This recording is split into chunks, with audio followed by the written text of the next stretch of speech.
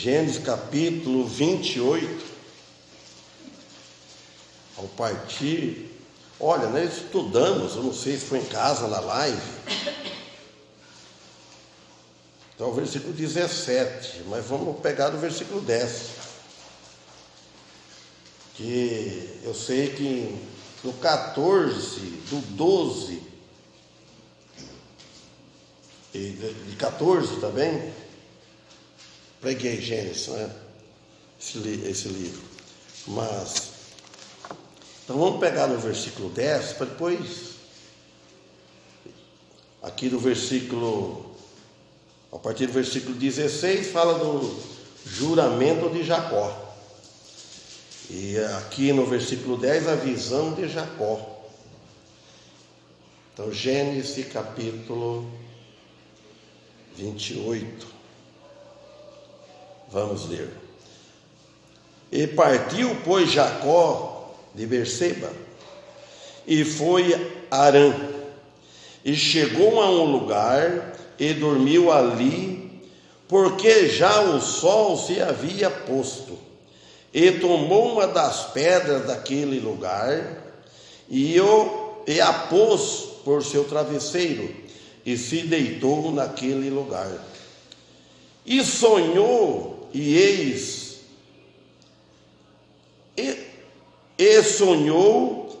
uma escada que estava apoiada na terra, cujo topo tocava no céu. E eis que os anjos de Deus que subiam e desciam por ela. E eis que o Senhor estava no alto dela, o qual disse: Eu sou o Senhor, o Deus de Abraão teu pai, e o Deus de Isaque. A terra em que está deitado, lhas darei a ti para a tua descendência. E será a tua descendência como o pó da terra, e te estenderás ao ocidente e ao oriente, e ao norte e ao sul, e todas as famílias da terra serão benditas em ti e em tua descendência. E eis que eu estou contigo, e te guardarei por qualquer lugar que fores, e te farei tornar para a tua terra, para esta terra, porque não temerei, não que... Está duro me enxergar, poxa vida, hein? E eis que eu estou contigo, e te guardarei por qualquer lugar que fores, e te farei tornar para esta terra, porque não te deixarei até que tenhas completamente o que te tenho falado. Amém. E, desculpe, irmão, por cada leitura, a vista minha só está com a esquerda boa, né? A direita não vê nada, praticamente, embaçado, e mexe com assim, atrapalha tudo. Então aqui nós vemos a visão de Jacó. Aqui no versículo 10, damos para nós perceber que Jacó ele não está sozinho. Ele não está sozinho, porque Deus e todos os santos anjos estão com ele, como a gente vemos aqui, no versículo 12 fala.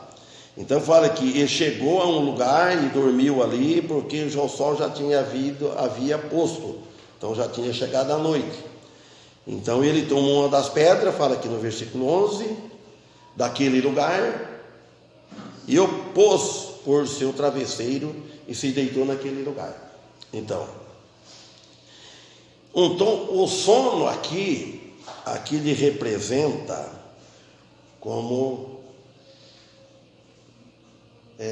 o término do trabalho, cessado da sua atividade pessoal, um trabalho. Então quer dizer que o sono é isso, você trabalhou o dia todo, cessou o trabalho, chegou à noite, então natural que a pessoa vai descansar.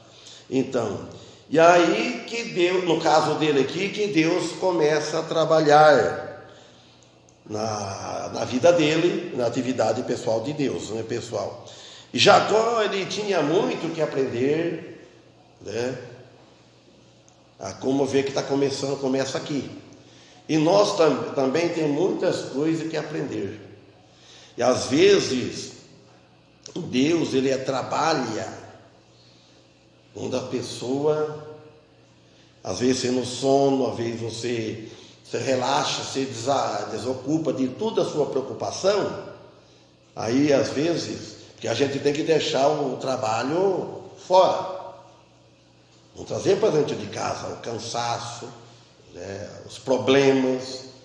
Então, esquece, deixa lá. Eu tinha muitas vezes esse costume, esse hábito, de trazer na noite, que ia encaixar todas as coisas do serviço, o trabalho de dia, que a gente ficar nesse sentido, né?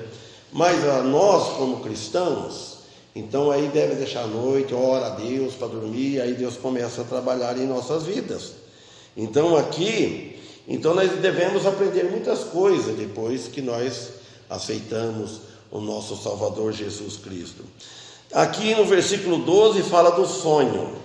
E sonhou, e eis uma escada que estava apoiada na terra, cujo topo tocava no céu.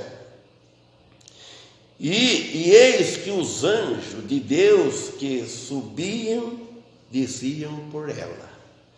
Então, Jacó, deitado, pois, olha bem, ele chegou no lugar, não tinha, hoje nós deitamos, não tem conforto, travesseiros, né?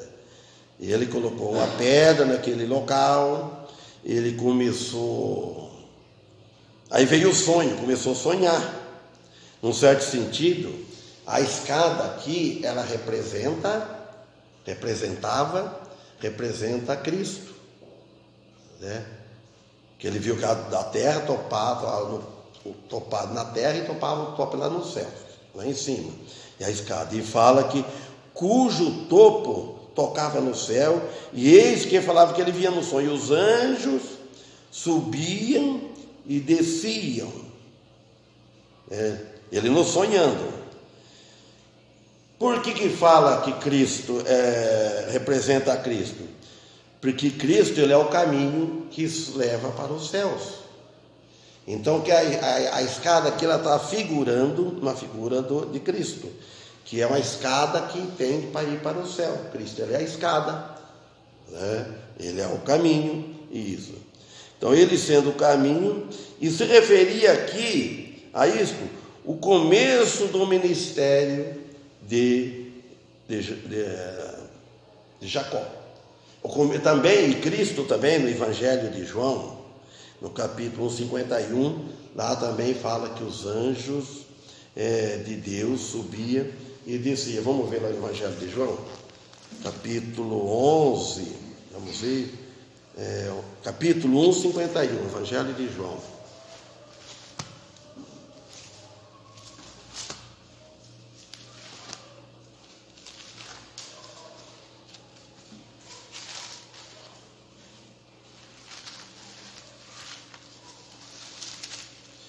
João 1:51.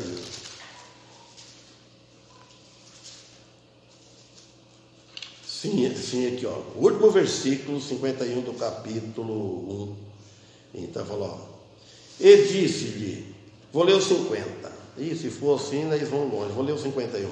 E disse-lhe, em verdade vos digo, que daqui em diante vereis o céu aberto e os anjos de Deus subindo e descendo sobre o Filho do Homem.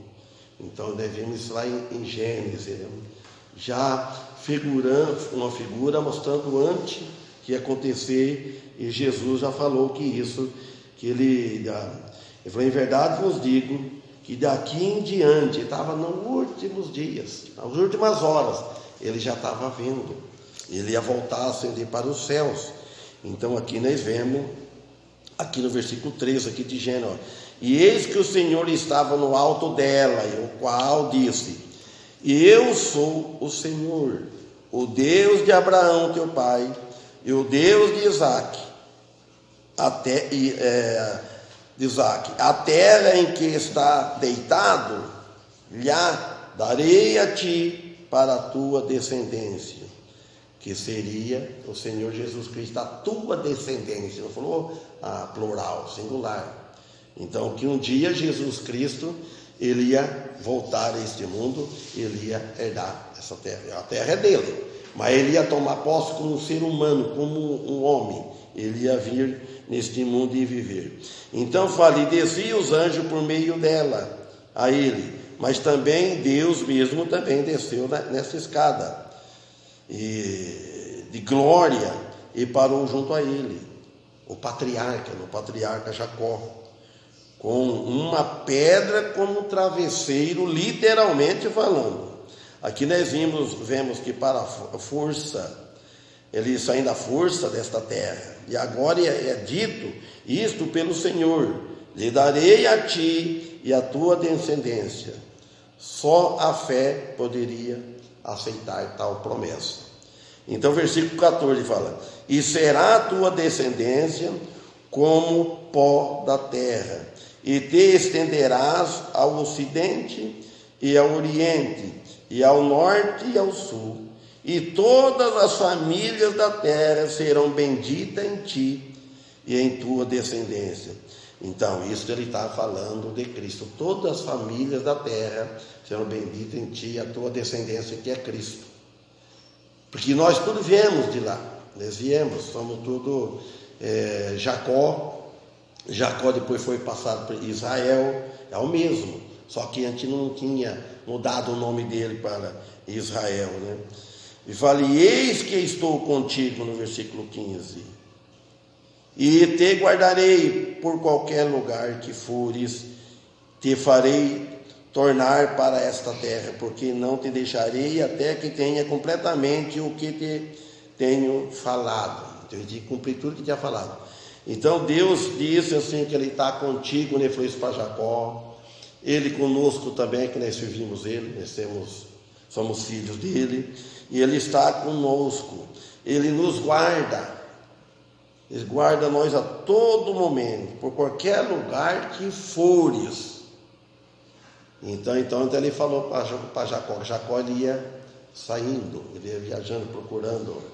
Então, ele ia atrás da esposa longe, Raquel. Então ele falou, todo lugar que você for, eu estou te guardando. Vocês imaginam só, sair longe para ir procurar. Então o Senhor havia dito a Jacó várias coisas. Primeira coisa que ele disse: estou contigo. Segundo, guardar-te-ei. Então, ele está com Jacó falando e conosco. Guarda, ele nos guarda.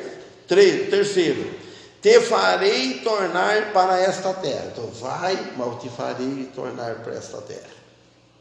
Deus é que leva nós, onde que vai, leva e traz. Ele não me levou para Bauru, fiquei lá em Bauru, ele não me trouxe de volta. Eu saberia que voltava? De forma nenhuma. E pensava em voltar? Também não. O quarto item aqui: não te deixarei até que tenhas completamente o que tenho falado.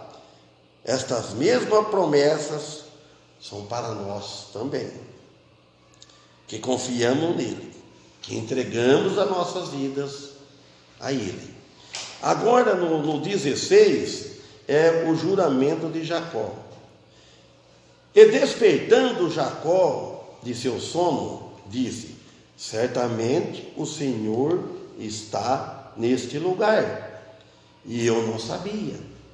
Então, quando ele despertou do sonho, né, do sono, acordou.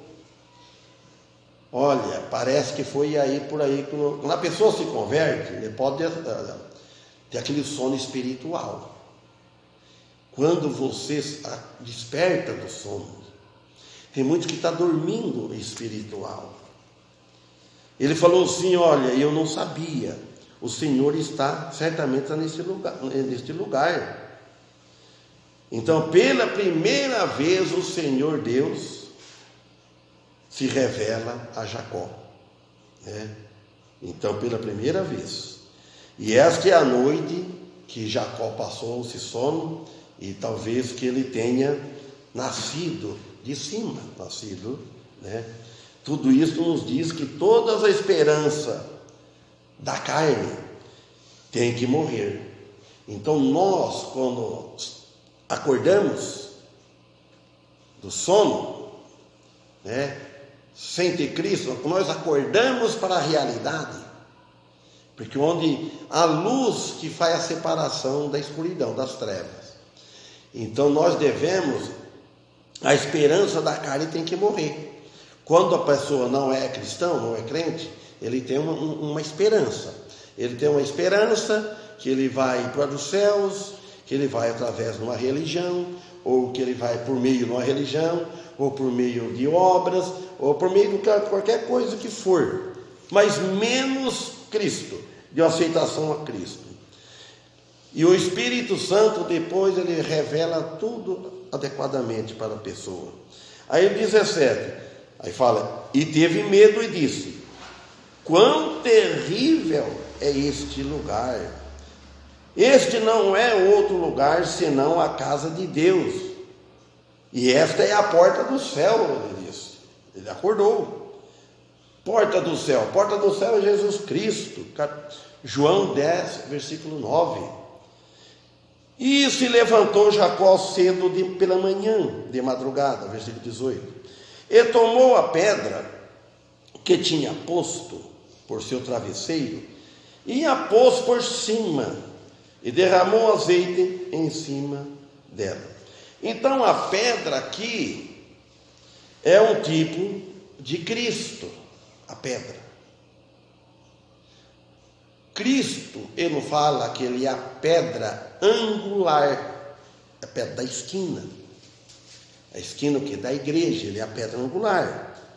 Então está dizendo, ele é a pedra que é o tipo de Cristo. Com o azeite, que ele fala que o azeite, depois tinha por travesseiro, e pôs por coluna, e derramou azeite em cima dela. O azeite serve como símbolo do Espírito Santo. Olha, Cristo, ele é a pedra viva, a pedra angular. E aqui, jogando o azeite em cima, é como o Espírito Santo, o Pai, Cristo, o Espírito Santo em Cristo Jesus. Ele é cheio do Espírito Santo. Nós dificilmente estamos cheios do Espírito Santo. Cristo era cheio do Espírito Santo. Agora, uma palavra, amigo, por que não toma esta pedra como seu travesseiro, de deitar nela, descansar nesta pedra, que é Cristo? Dorme, repousa em nosso Senhor Jesus Cristo. E o 19, ele chamou o nome daquele lugar Betel, embora o nome primeiro daquela cidade era Luz. Betel significa casa de Deus. Luz significa separação. Então, a luz que separa do mundo, da escuridão. Ora, aqui nós estamos aqui na luz. Ela separou. Lá para fora está escuro. Então, a luz que separa. Quando a luz, deixar a luz do céu entrar nas nossas vidas, que é a luz do céu, ela separa nós do mundo, do pecado, da escuridão. Não há trevas mais em nós. Treva quer dizer que você não enxerga, está cego. Não enxerga, não tem a visão espiritual.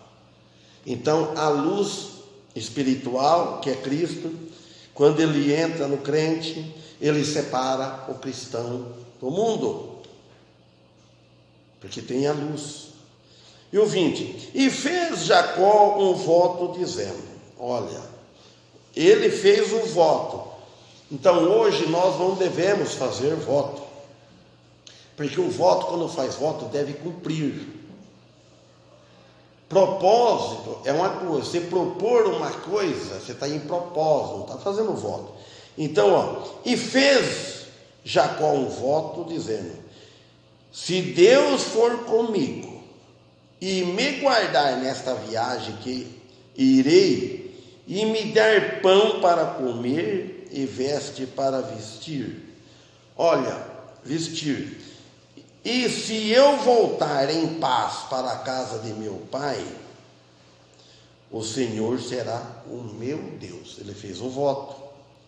As pessoas vão fazer um voto desse, faz uma promessa, né? E não cumpre. Não é bom. Então, Jacó, ele não pediu muita coisa. Ele pediu isso. Ele pediu que se Deus for com ele nesta viagem. Ele ia longe atrás da esposa, a Rebeca, né? E fala assim, visto que Deus estava com ele, né? E me guardar nesta viagem que eu irei, e me der pão para comer, para não passar fome. Nós pedimos tanta coisa, né, irmão, além do pão, né? Pedimos saúde, pedimos tanta coisa, né? E Jacó não pediu muitas coisas. Ele pediu pão para comer e vestes para vestir. E se eu voltar em paz para a casa de meu pai? Por quê? Ele pediu que Deus protegesse ele voltar, que ele ia voltar para a casa do pai. Ele já lembrou no inimigo que ele tinha do seu irmão. E o irmão mais velho, que era Saul, né? Então ele falou, Esaú, então livre das ameaças que Saul ameaçou com ele. Então ele ficou com medo dele vingar a vingança de Esaú. Aí o Senhor será o meu Deus, o meu protetor. Deus, ele nos protege. Ele nos salvou das garras de Satanás eternamente, então não vai ser perdido. Então Deus está conosco, Ele nos salvou. Então não tem perigo daquele que está salvo ter medo que vem depois da morte. Da morte todos têm medo. Quem é que não tem medo da morte? Quem é que não sabe? Tenta segurar o fôlego, ou mandar que alguém segure, porque a gente já... Mandar que alguém te segure o nariz, você tampa tua boca para não respirar. Quando falta oxigênio, né? A pessoa se pula. Você imagina que loucura. Uma pessoa que toma uma atitude, amarra uma corda no pescoço, porque a pessoa depois não vem falar. Mas o quanto que ele sofre para morrer? Vocês imaginam só? Eu queria perguntar para uma pessoa, que eu sei que tem um que pendurou a corda no pescoço e deu tempo de alguém acudir ele. Eu não sei se passou a faca na corda que ele morreu, mas ele deve ter sentido um sufoco. Eu já conversei com ele, não tive coragem de perguntar isso aí, né? Achei desagradável, né? É o único que só que ele deve ter sentido, só, né? Agora, vocês imaginam só. Não é fácil. Agora, se dá um AVC, qualquer coisa de repente, eu acho que ele não sente nem fazer fogo, não sei. Porque, sabe por quê? Porque a Bíblia diz, o salário do pecado é a morte. Salário, quer dizer, o pagamento do pecado. Então, todos vai morrer. E a morte é sofrida. Você note bem, pega a pensar por aí. Quem já matou porco sabe disso. Eu nunca matei, mas eu já ajudei e vi. O que o porco faz? Quando socava a faca nele, ele aliviava o vento e tudo que estava nas tripas dele e tudo fora. Por quê? Porque gritando, sufocando, que não é fácil, é a morte fica faltando o ar, o fôlego está saindo sangue, o coração está para faquear, o coração está saindo. Ó, tem gente que precisa ter coragem para isso, viu? Bom, então aqui ele fala que Deus é o protetor dele. E aí o 22, E esta pedra, que tenho posto por coluna, será para a casa de Deus. E de tudo que me deres, certamente apartarei para ti o dízimo. Irmãos, o dízimo, Jacó, então, vemos aqui que ele deu o dízimo, que ele tinha vasto de rebanho, de ovelha, de gado, etc. Ele deu o dízimo de tudo e do gado dele, dos rebanhos, das ovelhas, ao Senhor, como sacrifício. Quase ninguém gosta de dar o dízimo. Por quê? Por que a pessoa quase ninguém não gosta? Porque mexe nos bolsos. Muitas igrejas, tem muitas igrejas, a igreja não gosta de pregar, que prega o dízimo. Nós hoje, nos tempos nossos da graça, nós não estamos debaixo de lei do dízimo. Ninguém está debaixo. Nós não devemos pedir, exigir o dízimo. Paulo disse lá na sua carta, cada um contribua. Primeira palavra, ele falou, contribua. Segundo, Deus propõe no seu coração. Então, agora, por que as pessoas não gostam do dízimo? Quando eles jogam lá naquela viúva pobre, olha bem, quando Jesus ficou sentado, observando as pessoas chegando, olha, uma sopa que tem aqui, eu lembrei disso. Jesus ficou observando as turmas, diz que eles davam a sobra que tinha, então eles não estavam dando dízimo, dava sobra, podia ter dado bastante, né? E a viúva, ela deu, não sei se fala 3 moedinhas, umas moedinhas. Ela deu tudo o que ela tinha, o sustento. Está lá nos evangelhos, num deles. Então, e Jesus louvou ela. Falou, mas ela deu moeda. Por que? Ela deu o que ela tinha, ela não tinha mais para dar. Então, o dízimo é assim, ninguém dá mais do que ninguém. Aquele uns dá mais, de acordo com a capacidade dele, um ganha e outro menos. Então é isso. Então aqui no versículo 22, então falou, e esta pedra que representava a Cristo, que tenho posto por coluna, será da casa de Deus. Tudo isso prepara a cena para o Espírito Santo, que faça de nós cristãos, do corpo do cristão, o templo, o santuário de Deus. Então, ele prepara. Quando a mensagem ela é pregada, a mensagem, o Espírito Santo toca do coração, ele prepara aquele coração para ele entrar. E quando o Espírito Santo entra no coração do indivíduo, sabe o que acontece? Ele nasce de novo. Ele tem um novo nascimento, começou aquela hora. Aí, ele é uma nova criatura. Não é a velha criatura, é a nova criatura. Aí começa os primeiros passos. Então, e tudo foi possível pelo sacrifício de Cristo na cruz. Não é sacrifício humano. A pessoa, eu pago o dízimo, pronto, para confiar, eu estou ajudando a igreja, estou salvo. Não. Nada que nós fizemos beneficia ajudando na salvação. A obra de Deus, ela necessita de dinheiro. Mas Deus não. Deus não. E então é isso que ele diz aqui, no Evangelho de João, capítulo 14, versículo 16 e 20, diz: e de tudo que se deres, ele falou, de tudo que me deres, Jacó falando para Deus, de tudo que me deres, certamente apartarei para ti o dízimo. Se o dízimo que propomos, que damos ao Senhor, não avança a mensagem que é de Jesus Cristo crucificado em nós, não vale nada.